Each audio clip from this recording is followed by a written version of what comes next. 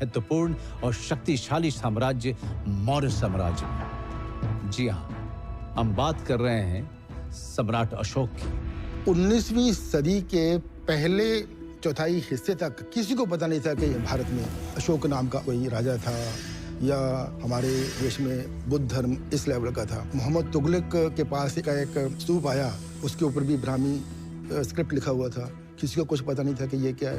एक scholar Prinsep जिनका नाम था, उन्होंने उस स्क्रिप्ट को 30 साल लगाए उसको डिसाइफर करने के लिए। उनकी डिसाइफर करने के बाद पता चला कि ये ब्राह्मी स्क्रिप्ट है और कोई अशोक नाम का कोई राजा था जिसने बुद्ध धर्म को पूरे देश में फैलाया।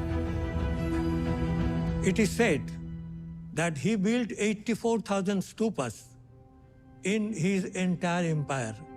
His empire ranging from Afghanistan almost to the southern end of the Bharatavarsha. कई बार ये देखने में आता है कि पहले स्तूप बनाया गया होगा वो मड ब्रिक से बना हुआ है, जबकि दूसरी लेयर वो बर्न्ट ब्रिक्स की बनी हुई है। ये एक लेटर एडिशन हो सकता है और ये इस बात को प्रूव करता है कि जो ओरिजिनल स्तूप रहा होगा उसको ओपन करके अशोक ने वहाँ पे उसको एनलार्ज करवाया और उसमें बर्न्ट ब्रिक्स का इस्तेमाल किया। अगर आज पूरे एशिया में बुद्ध धर्म है तो वो अशोक के प्रयासों की वजह से है। ऐसे तो सम्राट अशोक बुद्ध के ज्ञान से पहले से परिचित थे, पर मानने वाले नहीं थे। कलिंग युद्ध में अभूतपूर्व रक्तपात देख के अशोक का हृदय परिवर्तन होता है और बुद्ध से उनका परिचय अब बुद्ध पर विश्वास में बदल जाता है। वे हिंसा का मार्ग छोड़ धर्म का कल्याणकारी रास्ता चुनते हैं। बुद्ध के ज्ञान और करुणा की छांव में मानव कल्याण और बौद्ध धर्म के प्रचार को ही अपने जीवन का लक्ष्य बना लेते हैं। जो भी व्यक्ति सच्ची आस्था के साथ बौद्ध धर्म में धातु अवशेषों पे वो स्तूप बनवाएगा, he will be entitled to certain good fortune, like certain merits. कहते हैं मोगली पुत्र तिस्य की प्रेरणा से ही अशोक अपने समय के सभी 8 स्तूपों पर जाते हैं।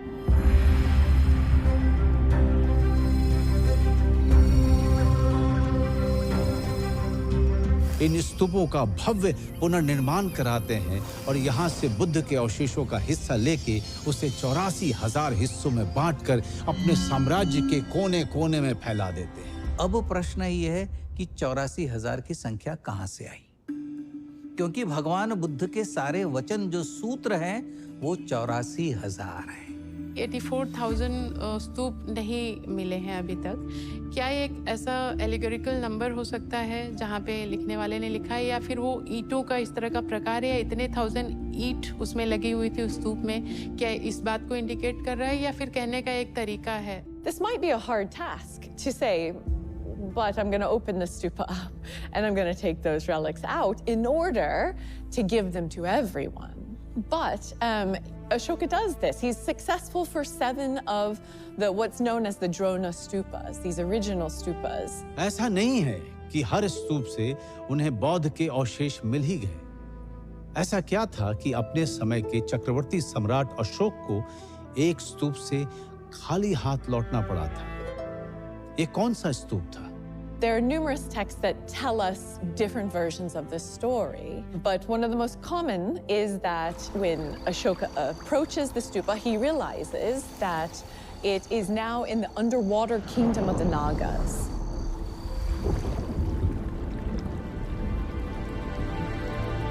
इसी बात का वर्णन अशोक अवदान भी करता है, and as a testimony to that, at Amravati we see that Nagas entangled and they are guarding a stupa. The 2nd century CE Amravati stupa has a relief carving which is now known as the stupa venerated by elephants. Around the body of the stupa, a Naga is intertwined, and Nagas are incredibly important. They love the relics, but they're also fantastic protectors of the Buddha's Dharma and his relics. इस historicity को ये depiction prove करता है कि ये घटना हुई होगी अशोक के जीवन काल में, और वो रामगांव के स्तूप से धातु अवशेष बुद्ध के निकाल नहीं पाया था। कोलियों द्वारा निर्मित रामग्राम का यह स्तूप बुद्ध के अवशेषों पर बने प्रमुख स्तूपों में से एक है। जो आज भी एक विशाल टीले के नीचे सुरक्षित और संरक्षित है। क्योंकि यहाँ आज तक खुदाई नहीं की गई, इसलिए पुख्ता तौर पर तो कुछ नहीं कहा जा सकता, पर ऐतिहासिक तौर पर ऐसा दावा किया जाता है कि बुद्ध के अस्थि कलशों में से एक यहीं सुरक्षित है। ये जगह वर्तमान में यूनेस्को वर्ल्ड हेरिटेज साइट के अंतर्गत आती है।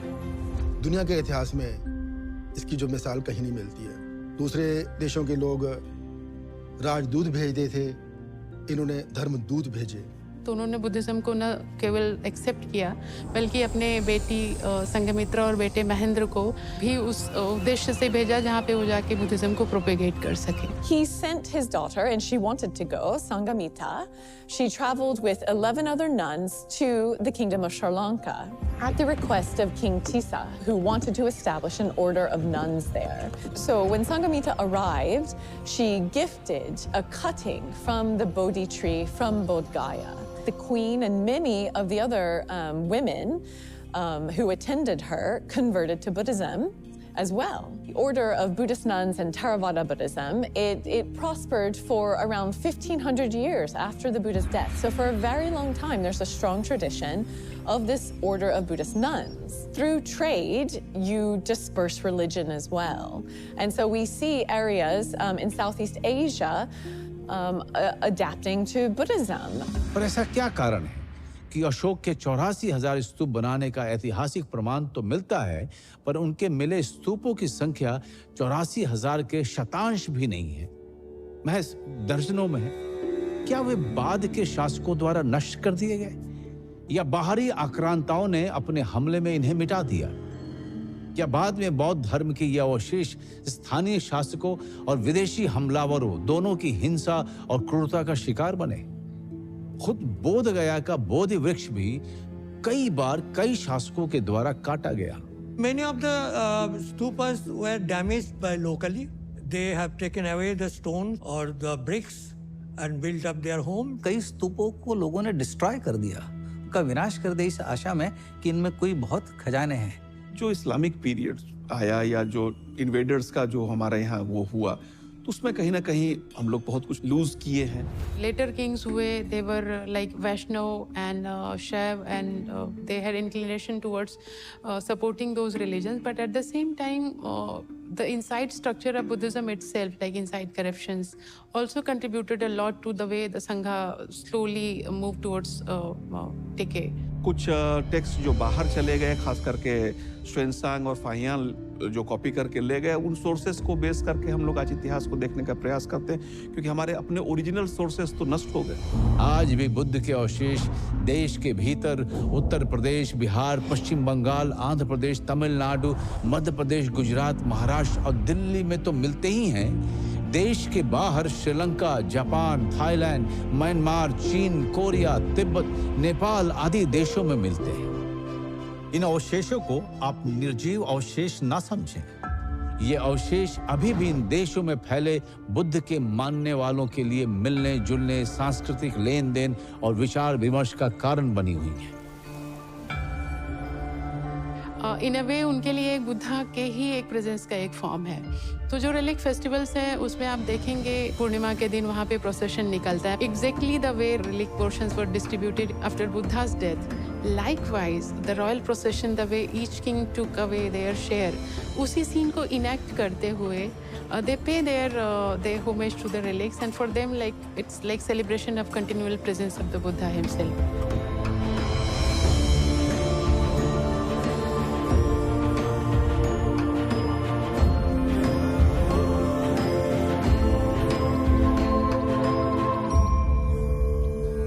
अगला जो मिलेनियम है, अगले जो हजारों वर्ष हैं, वो बुद्ध के हैं, इसलिए कि बुद्ध ने अपने को कभी श्रेष्ठ घोषित नहीं किया, अपने को कभी ईश्वर घोषित नहीं किया। उन्होंने कभी नहीं कहा कि मेरा ही मार्ग ये है और जो मैं कहता हूँ इसलिए मेरे पीछे मत चलो, मैं जो कहता हूँ उसे अनुभव करो, और यदि वो तुम्हारे अनुभव पे खरा उतरता है तो ही उसे मानो।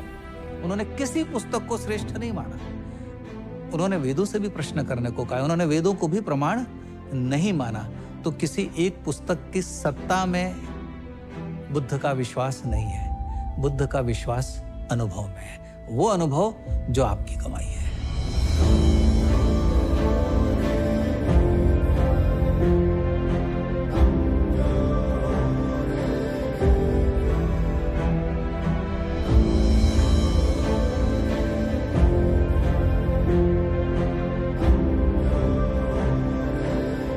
असल में बुद्ध का समूचा जीवन और उनका पूरा सिद्धांत 3 चीजों पर टिका था: बुद्धि, साहस और करुणा। ज्यादातर धर्म भय का व्यापार करते हैं। ये करो नहीं तो ऐसा हो जाएगा, ये करो नहीं तो वैसा हो जाएगा, ऐसा करो नहीं तो नरक या दोजख मिलेगा। पहली बार किसी गुरु ने कहा, डरो मत, किसी से मत डरो, ना गुरु से, ना मंत्र से, ना शास्त्र से, ना लोक से, ना राजा से, ना डाकू से, किसी से भी नहीं। हम इस कहानी को यहां रोक रहे हैं, खत्म नहीं कर रहे हैं, क्योंकि महात्मा बुद्ध के जीवन के आखिरी निर्णय से शुरू हुए उनके अवशेषों की कहानी को ना तो हम खत्म कर सकते हैं, ना कोई और। उनके अवशेष बुद्ध के अनुयायियों को शांति के लिए आपस में जोड़ते रहेंगे, बुद्ध के शरण में पहुंचाते रहेंगे।